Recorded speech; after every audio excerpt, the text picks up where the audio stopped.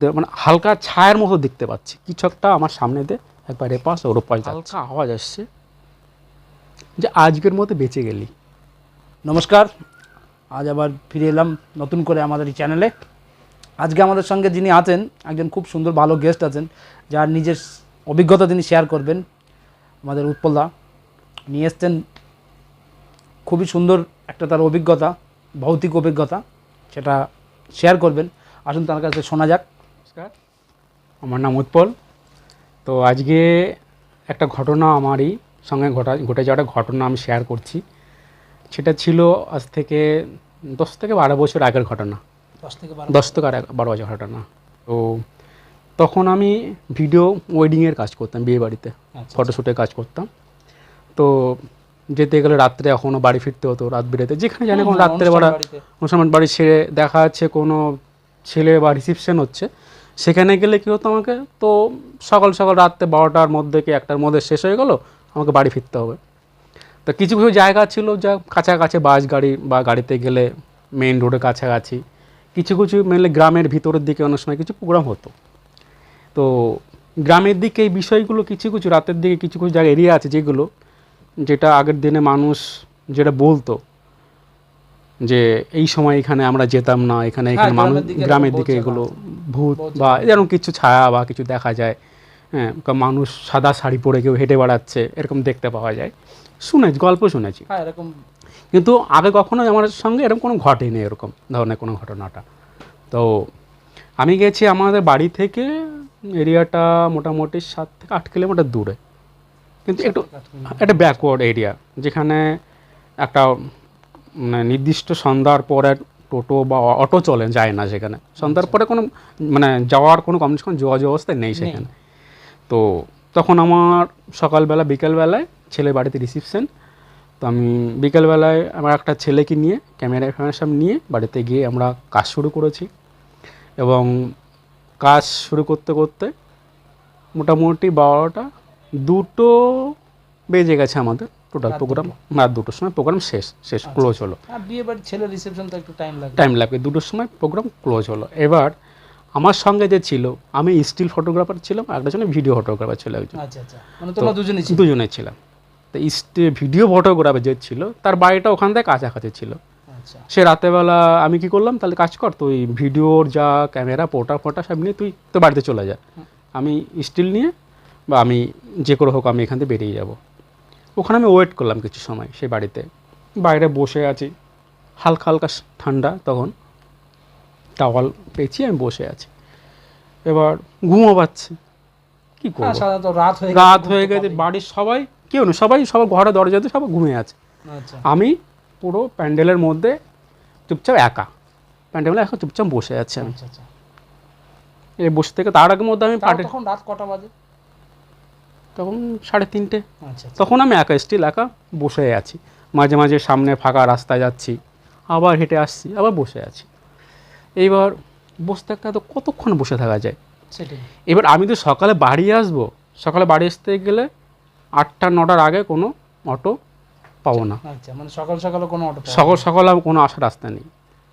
একটাই রাস্তা আছে, ফাঁকা মাঠের মধ্যে একটা রাস্তা, ফাঁকা এরিয়াটা মোটামুটি 2 থেকে 3 কিলোমিটার রাস্তাটা হয়, পুরো ফাঁকা একদম। কিছুটা চাষের জমি আছে, কিছুটা একটা রাত্রেবেলা হেঁটে আসা না, হেঁটে আসা সম্ভব না বলি। এবং ওখানে একটা শ্মশান কি তখনকার দিনে মানুষ যে কোরকম যে কোনো মানে কাঠ দাহ করবে সেরকম কোনো সিস্টেম ছিল না। কোনোরকম করে মাটি দেখা আছে, মাটি সরে ওখানে মাটি চাপা দিয়ে চলে আসতো। সেইগুলো কী করতো, ঠিকঠাক করে পোষতো না, শিয়ালে তুলে খেয়ে নিত, এরকম বাজে ব্যাপার।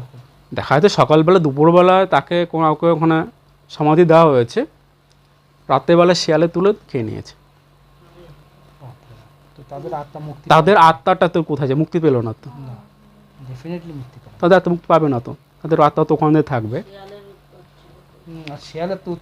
শিয়ালের উৎপাত গ্রামের মধ্যে। হ্যাঁ, বাঁ পাশে ফিশারি, তারপরে একটা খাল, তার পাশে রাস্তাটা ফিশারি মানে মাছের চাষ হয়, পাশে একটা খাল, যেটা চাষের বা বর্ষার সময় গ্রামের জলটা বেরিয়ে অন্য জায়গায় যাওয়ার জন্য সরু একটা খাল আছে। খালের ঝোপ ঝাড় তখন দেখা যাচ্ছে কুকুর বিড়াল যে জায়গা কিছু মনে না কোনো দেখো ওখানে ফেলে দে ওখানে। এইবার আমার কতক্ষণ বসতে থাকতে ভালো লাগছে না, শুনেছি বাবা মার মুখে ঠাকুমার মুখে শুনেছি ওখান জায়গাতে একটা ভয়ের ব্যাপার আছে। আমি কি করলাম, হালকা সাহস নিয়ে বেরিয়ে পড়লাম ওই রাত্রে। আচ্ছা। তো তো টাওয়ালটা পেঁচিয়ে গলায় ক্যামেরার ব্যাগটা পিঠে ব্যাগটা নিয়ে হাঁটতে হাঁটতে আসছি। যখন আমি কিছু বাড়িগুলো শেষ করে মাঠটা শুরু হলো, মাঠটা যখন শুরু হলো আমার গা হালকা হালকা হালকা কেমন যেন একটু হালকা হালকা মনে হচ্ছে। বাড়ি থেকে মানে মাঠে যখন মানে এরিয়াটা ছেড়ে গ্রামটা এরিয়া ছেড়ে যখন ফাঁকা মাঠটা শুরু হয়েছে তখন থেকে মনের মধ্যে একটা তো গল্প শুনেছি, মনের মধ্যে হালকা হালকা কেমন যেন একটা হালকা হালকা মানে একটা হালকা ভাব শুরু হয়ে গেল ফিল করছি। করতে করতে দেখি যে একদম একটা সাদা কিছু একটা জন্তুর মতো, সাদা ধপধপে সাদা একদম, আচ্ছা যেমন এই বিড়ালটার মতো একটা সাদা ধপধপে, এতটা একদম হাইট হবে, আচ্ছা এতটা হাইট হবে। দেখতে চোখের মধ্যে মানে হালকা ছায়ার মতো দেখতে পাচ্ছি কিছু একটা আমার সামনে দিয়ে একবার এপাশ ওর ওপাশ যাচ্ছে। আমি হয়তো ভাবছি হয়তো হয়তো শীত হালকা কুয়াশার কারণে হতে পারে। তারপরে দেখছি আমার গায়ে কোনো হালকা একটা পশম কিছু একটা স্পর্শ, বুঝতে পারছি আমাকে তোমার গায়ে স্পর্শ একটা বুঝতে পারছি, কিন্তু আমি পুরোপুরি বুঝতে পারছি না কে বা সামনে কিছু আসতে দেখতে পাচ্ছি না।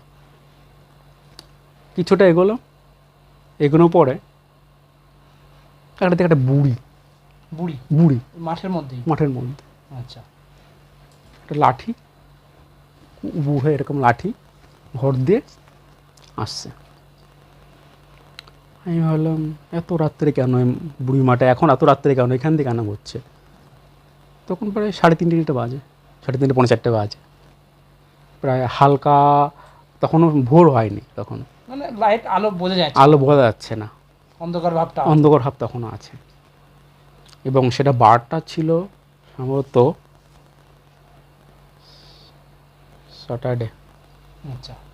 স্যাটারডে ছিল, শুক্রবার দিনকে বিয়ের ফাংশন ছিল, শনিবার হয়ে হ্যাঁ শনিবার, স্যাটারডে ছিল, স্যাটারডে রাত। এবার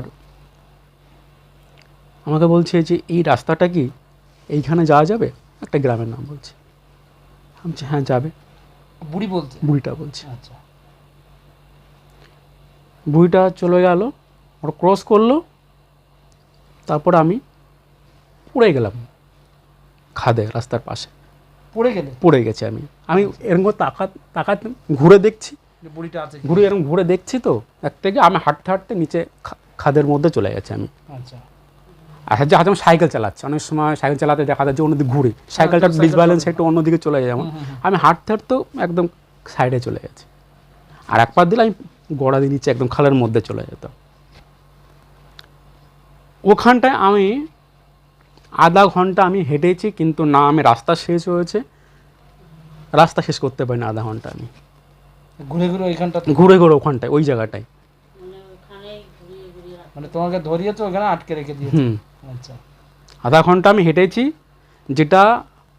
যেখান থেকে ঘটনা ঘটেছে সেখান থেকে যে গ্রামটা শুরু হয়েছে, নতুন গ্রামটা, অন্য একটা গ্রাম, 5 মিনিট 10 মিনিট লাগবে, হাঁটলে 15 মিনিট লাগবে, পৌঁছে যাব। 15 মিনিটের রাস্তা, আধা ঘন্টা আমি হাঁটছি, আমি সেই মানে গন্তব্যস্থলে আমি কোনো জায়গায় পৌঁছাতে পারছি না। আধা ঘন্টা হাঁটার পরে হাঁটতে হাঁটতে সবে হালকা হালকা একটু আলোর আভাস একটু দেখা যাচ্ছে, না ভোর হবে কিছুক্ষণের মধ্যে। পিছন থেকে একটা হালকা আওয়াজ আসছে যে আজকের মতো বেঁচে গেলি।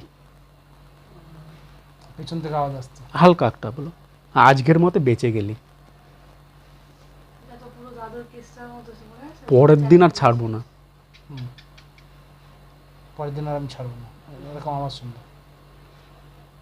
পরের দিন আর ছাড়বো না। তো তখন আমি ওখানটায় না এগোতে পারছি, না পিছোতে পারছি, না কিছু। স্বাভাবিক, এরকম টাইমে ভয় লেগে যায় মানুষের। যে আমি এগোতেও পারছি না, পিছোতে পারছি না, দাঁড়াতে পারছি। গায়ে কাটা দেওয়ার মতো হ্যাঁ একদম। বলছে আজকের মতে তুই বেঁচে গেলি। তো ওখান থেকে আমি আরও কিছুক্ষণ মানে থমকে ওখানে বসলাম, রাস্তার উপর বসে পড়লাম আমি। মাটির রাস্তা, ধুলোবালি রাস্তা, একদম বসার সময় কাদা হয় এক হাঁটু। হ্যাঁ, মাঠের রাস্তা, ওখানে বসে পড়লাম। আমার তো পুরো যাচ্ছিল ঘেমে, পুরো আমি ভিচান হয়ে গেছি ঘেমে একদম। হালকা হালকা যখন আর একটু যখন আলোটা হলো, তখন আমি উঠলাম ওখান থেকে। উঠার পরে এইবার আস্তে আস্তে আস্তে ওখান থেকে একটা বাড়ির সামনে এলাম, বাড়ির কাছে। বাড়ি ওরা সবাই যখন উঠে, গ্রামের দিকে মহিলারা আগে উঠে যায়। একটা মহিলাকে দেখলাম, দিদিভাই একটু জল দেবেন আমাকে, একটু জল খাবো। বলছি তুমি এখন এই মুহূর্তে? আমি দেখুন এখানে আমি এই ব্যাপার গিয়েছিলাম, আমি এই টাইমে বেরিয়েছি, আমি এত সময় ধরো ওখানে হাঁটাচলা করছিলাম, রাস্তা আমি খুঁজে পাচ্ছিলাম না। বলছি তুমি এই রাস্তাতে কেন আসলে এখানে? সবাই জানে এই রাস্তাতে মানুষ সন্ধ্যার পরে কেউ যায় না এইদিকে। আচ্ছা, তুমি জানতে না সেটা? আমি অল্প গল্প শুনেছিলাম, কিন্তু অতটা আমি গুরুত্ব দিইনি জায়গাটা, বিষয়টা এরকম হতে পারে, গল্প হতে পারে যে আমার সঙ্গে যেরকম ঘটবে। আর এমনি আমার সাহসটা একটু বেশি ছোটোর থেকে, অন্ধকার কোনো যেখানে সেখানে আমি ছোটোবেলায় এদিক ওদিক চলে যেতাম। মানে ছোটোবেলায় কী হতো, দেখা যাচ্ছে আমাদের যে গ্রামের যে বাড়িটা, আমাদের বাড়ি আর আমার জ্যাঠামশাইয়ের বাড়ি দেখা যাচ্ছে 300 মিটার 400 মিটার 300 মিটার দূরে, সরু রাস্তা, এদিকে বাঁশবাগান রয়েছে, এদিকে বাঁশবাগান রয়েছে। অন্ধকারে আমি হেঁটে হেঁটে চলে যেতাম জ্যাঠাই বাড়িতে ছোটোর থেকে।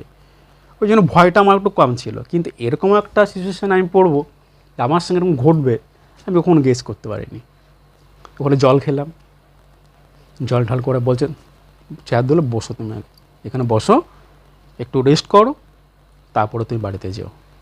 বাড়িতে আমি আরও কিছু সময় বসলাম, পুরো সূর্য আলো যখন সূর্য উঠলো, তখন তারপর ওখান থেকে আমি হাঁটতে হাঁটতে হাঁটতে বাড়িতে আসি।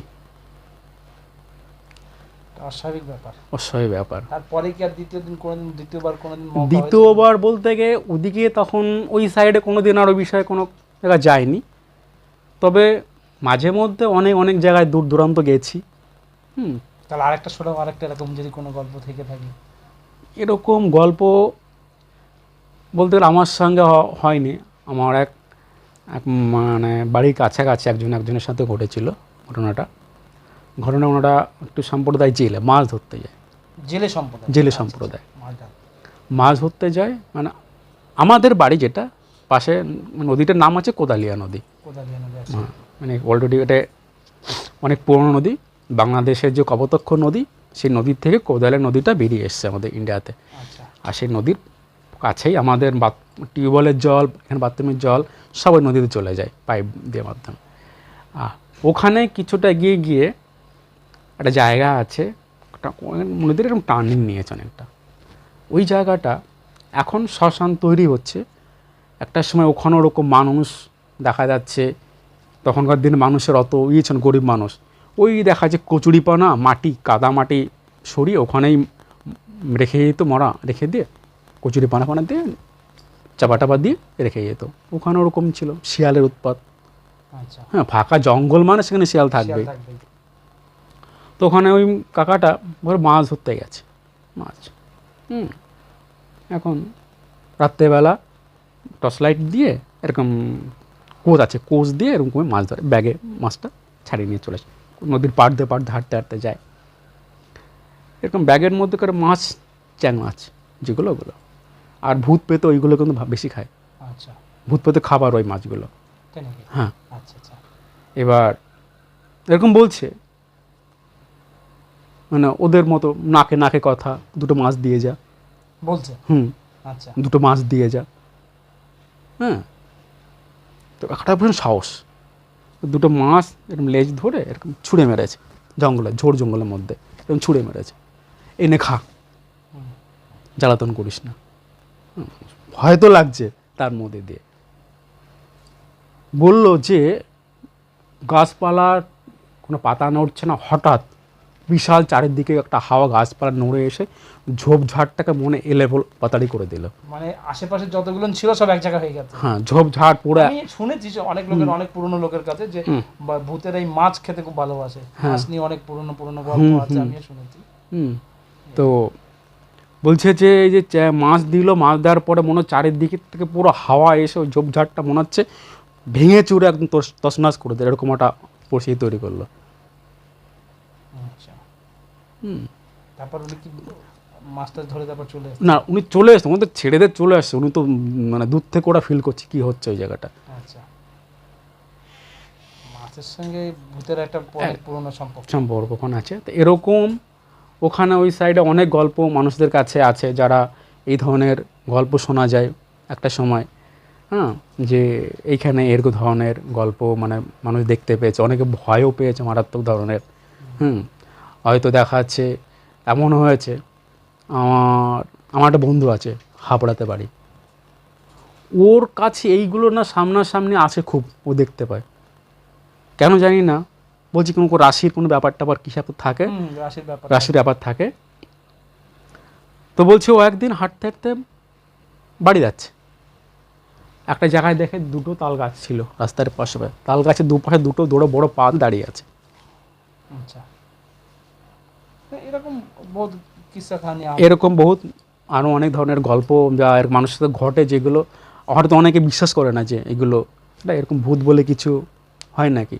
আমি বিশ্বাস করতাম না, কিন্তু আমার সঙ্গে যে ঘটনা ঘটে গেছে, সেই ঘটে যাওয়ার পরে আমি এখন বিশ্বাস করি যে না, ম্যাক্সিমাম লোক ঘটে যাওয়ার পরেই বিশ্বাস করে, সবাই মনে করে ভূত একটা গল্প। হ্যাঁ, ভূত একটা গল্প, কিন্তু আমার ম্যাক্সিমাম লোক এরকমই, যে যারা এরকম বহুত লোক আছে যারা ঘটে যাওয়ার পরেই বিশ্বাস করেছে যে ভূত আছে। আর দেখো এইটা নিয়ে তর্ক বলে তো তোমাকে, যদি সায়েন্সের হিসাবে তুমি যাও, একটা ভূত আছে, সায়েন্স কখনো এটা অ্যাকসেপ্ট করে না, কখনো বলে না, কিন্তু একটা নেগেটিভ এনার্জি কাজ করে, নেগেটিভ এনার্জি আছে, আচ্ছা অবশ্যই, এটা কিন্তু সবাই মানে। হ্যাঁ, মানে খালি তুমি সায়েন্সের ব্যাপারে গেলে ভূতের নামটা চেঞ্জ হয়েছে, আমরা যেটাকে ভূত বলছি সেটাকে নেগেটিভ এনার্জি বলছি, বাকি কিছু না, সেটা কাজ করছে সেই সেম ব্যাপার, সেমই জিনিস, কিন্তু মানে নামটা আলাদা হয়ে গেছে, বাকি আর কিছু না। না না, ঘটেনি, দেখো এখন তো প্রচুর কমে গেছে, নেই। ব্যাপারটা কি হয়, তারা হয়তো বলে যে এগুলো বানানো।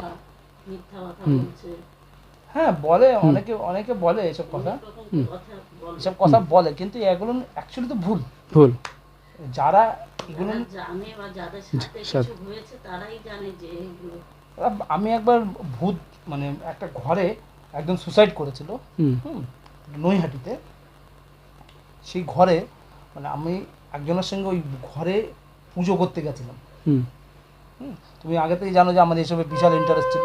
আমি পুজো যখন করতে গেছিলাম, তো আমি দেখেছি যে ওই মানে ভূত বের করতে গেছিলো উনি, অ্যাকচুয়ালি সেরকম ঘর শান্তি বলে না, ওরকম পুজো। তো আমি দেখেছি যে কেমন উৎপাত হয় বা কী হতে পারে।